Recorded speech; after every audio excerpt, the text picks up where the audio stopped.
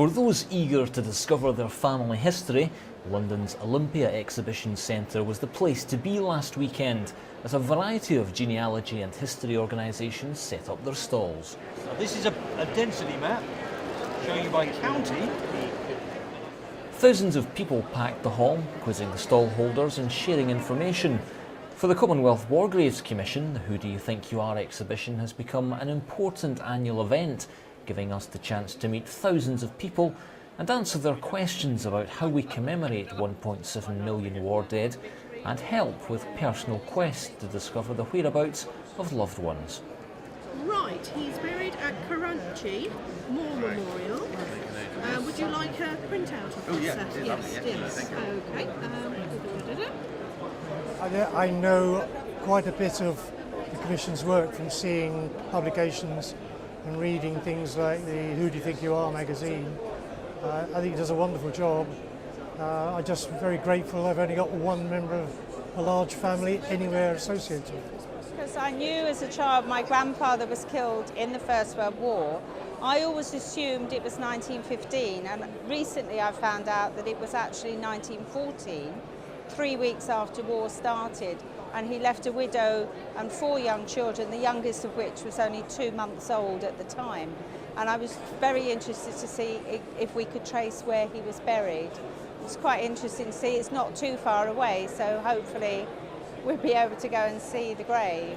Having joined us last year at the exhibition, the War Graves photographic project, headed by Steve Rogers, was again on hand to share its work.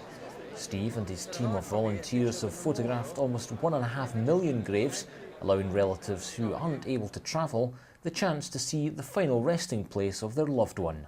They're quite surprised actually that we have photographed now in excess of 1.4 million graves, and already this morning we learnt from last year to bring a box of tissues with us because they might find via the Commission's help there that where their granddad or great-granduncle was buried. They come to us not realising they're going to get a picture, seeing the picture on the video screen there, and instantly it's burst into tears, and we've had at least 3 people this morning in tears over it, and it gives us that warm feeling that what we're doing as a project is well worthwhile for those that can't visit the cemeteries. Okay. We'll look at the Commission website first. If I go to search, Bruce, and it's Oscar, was it? Oscar, yeah. Well, I've been looking for a grave, find out where one of our relations is buried. Found him on the screen there, and there's a picture of the actual gravestone, which is the first time I've seen a picture of the gravestone, which I found quite emotional, really.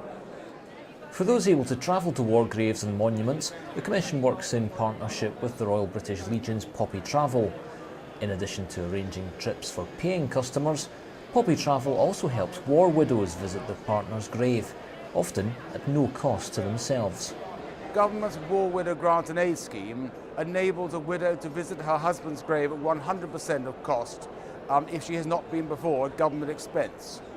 We work with the Commonwealth War Graves Commission to establish exactly where he's buried, and that is really, if you like, the bottom line of this unique partnership that has existed for a quarter of a century and which will continue to be extremely relevant to those who wish to fulfill the ambition of a lifetime. Judging from the numbers of people at Olympia, that is an ambition many continue to pursue.